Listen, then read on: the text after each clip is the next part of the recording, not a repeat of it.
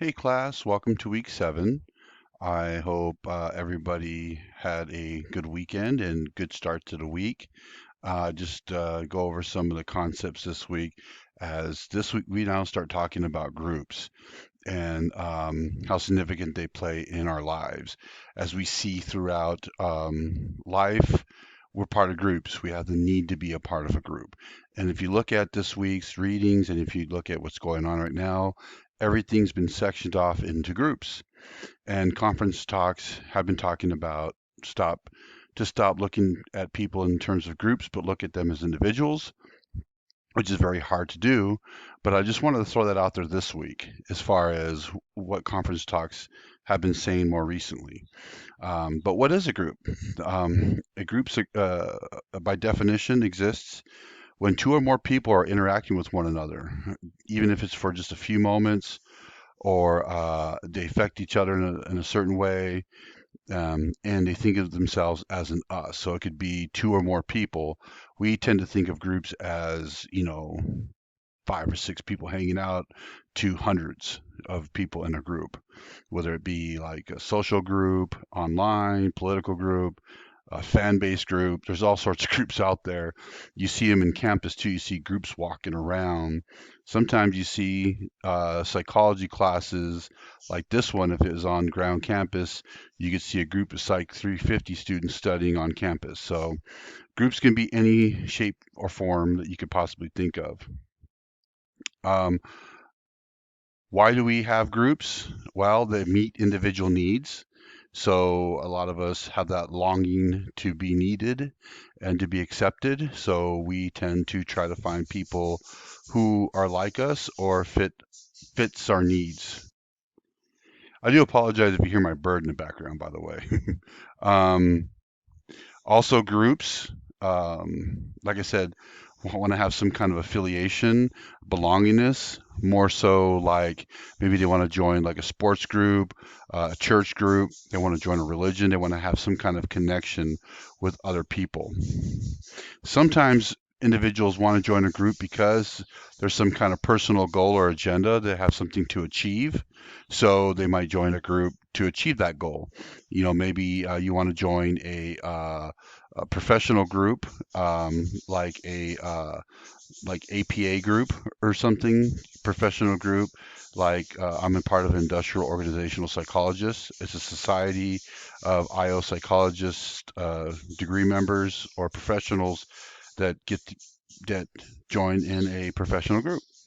So there's those kind of groups as well. Sometimes they want to have something that's like a social identification. A lot of us want to define ourselves, so we tend to want to have some kind of social identification with that. Some of the main themes of groups that we'll be talking about, the book sections them off in two different ones. One is effects mirrored by presence of others. So there's social facilitation, social loafing, and de-individualization. So in other words, like how the groups affect us and how our individuality is affected by being in the presence of others. And then there's also the influence of group interaction. So here's some other ones: group polarization, groupthink, and minority influence. Facilitation is very basic and simple. It just means the improving of your performance or some kind of effort in the presence of others. Okay, so um, there's usually a co-actor or actors involved, which means that when you're in the presence of that other individual or other people, you end up raising your level of performance. And a lot of times it's because you're being watched, you're being looked at, you're being uh, graded. You feel like you're being graded. You feel like you're being analyzed. So you pick up the kit pace, maybe like in a race or in a basketball game or some kind of like performance playing the cello or piano. By yourself, you're kind of loose in front of another individual or a group. People are watching you, so you actually think you have to perform better. Okay. Now I put that's not always the case because you get stage fright sometimes, or in the presence of others, are worried that they're thinking negative of you. So why are we aroused in the presence of others? Um, One of the things is called evaluation apprehension. You again, like I said, you're worried about how others evaluate you. Okay, so I put us, but mainly we're worried about the evaluation. So usually, what it tends to, it actually raises your level of performance. Um, and that's what evaluation apprehension means, is that you're kind of like trying to apprehend the evaluation of you by doing better than what you're supposed to be doing. And you need to impress, you need to not look back and see what everybody else is thinking of you. So you're playing harder. Okay. You're performing better, kind of what I said in the last slide. But it can lead to bad performance too, because you can overexert yourself, you can stress yourself out mentally, and you could actually turn it into a negative as well. But most of the time, research finds that evaluation apprehension increases performance. I've done it myself. I can think of instances where I was racing or trying to do something in front of others, like in a classroom, show off my knowledge of a topic in college. So I stepped up more and volunteered more because I was worried that everybody was worrying about. I was worried that everybody was looking at me as somebody that wasn't fit for a class. Social loafing is involved when you're in a group too. Social loafing, a lot of people think it just means that you have a group of like 10 people and one person decides they're not going to do anything. That's a free rider. But social loafing is that there's a group of people that have a common goal, and in that common goal, everyone kind of slacks because they know that everybody else is there to help out. So not everybody carries their own weight. Okay, there's no individual accountability. So like if you didn't know those people were there, and if you're blindfolded and you're completing a task and you didn't know they were there, you would work harder knowing, thinking that you're actually the only one completing a task. But if you knew that 10 other people were completing the task with you, you wouldn't necessarily work as hard. Okay, and one of the examples given in the book is a tug of war study. I actually give this one all the time. Like I said, when blindfolded, they blindfolded the individual one-on-one against another person doing a tug of war. When they're blindfolded, they tugged stronger and harder because they're the only ones there. In a team, they didn't tug as strong. It's kind of like if when people are holding up a desk, yeah, everyone's holding up a desk to move it across the room. You don't have to lift as hard. So you kind of loaf a little bit, knowing that other people are going to pick up the task. So basically, social loafing is the tendency for people to exert less effort when they pull their efforts together for a common goal than when they're individually accountable. So that's basically what social loafing is. De-individualization is something we see pretty common. You probably, if you're listening to this or you're reading this in a book, you can point the finger at yourself, because I do this myself as well. We've all done this.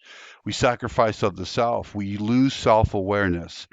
Matter of fact, our behavior doesn't reflect our attitude. In previous chapters, we talked about how does our behavior actually reflect our attitude? Our attitude is what we're thinking. Not always, because sometimes we might have a political view or a social view or something inside our mind, and behaviorally we might express it the opposite. Like if you were in favor of gun control internally, but externally, because you know everybody else, or you assume everybody else is for gun rights, you're going to say, I'm for gun rights. And that's just a political example there. Okay. It basically takes place in a situation within a group. So you give up yourself, sacrifice part of the self to follow the group's norm. Whether it's good or bad, you'll follow the norm. You see this not just with social, political things, but even criminals do this. They know it's wrong, but they still carry out the act because they're trying to impress group members or be a part of a group. Again, some of the examples: vandalism, rioting, political stances, and you see it all over on all different political sides. Influences of the group: you have group polarization. That's basically the group enhancing its belief to an extreme point. So the group leader or the groups will actually uh, promote it even stronger, whatever their belief is, so that there's no doubt in mind that the goal of the group is heightened. Okay, this is where you can get groupthink, where no expressed ideas are going to come to the contrary of the group norms. So if there's like a group of like 20 people and one want to think different than the others, they don't even think about saying anything because in fear of the group. So that's what groupthink is. You'll see that in the book as well. So group polarization increases closed-mindedness and ignores anything contrary. Okay, examples: gangs, politics, workplace, sports. You see it all over the place. How do you combat groupthink? Uh, Stay open-minded. Don't join a side. Play the devil's advocate. Welcome constructive criticism, and subdivide the group. So maybe you have a group where you can have 4 different people go off in different rooms to talk about individually how they follow a concept, and then come back together.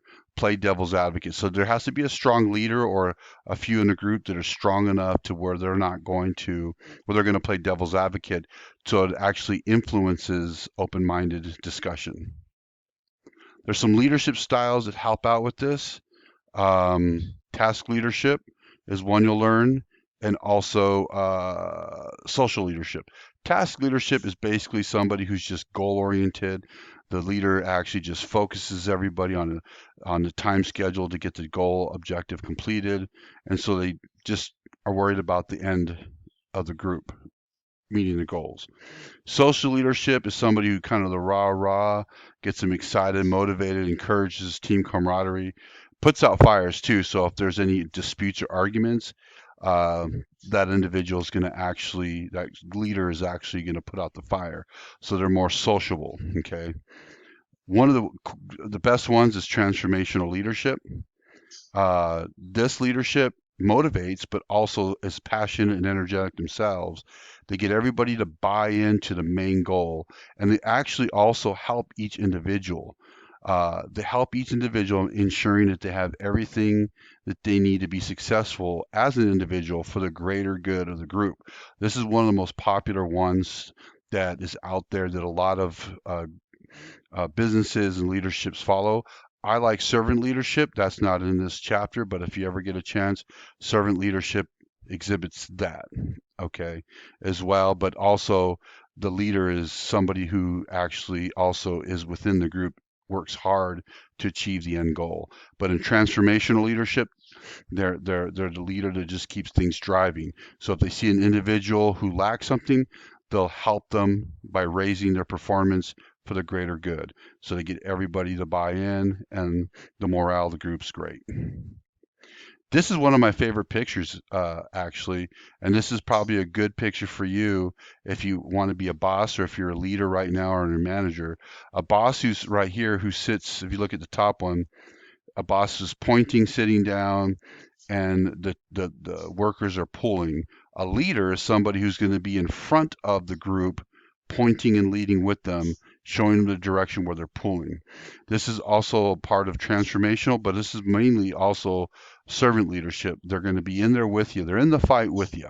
Okay, so if you're thinking about being a boss, if you lead by the example, I can guarantee you your employees or your subordinates will actually respect you more, and you'll actually be respected more by your subordinates, and the leadership will thrive. All right, well, I wanted to keep this under 15 minutes this week. Hopefully it wasn't too fast. If you have any questions about these concepts, let me know.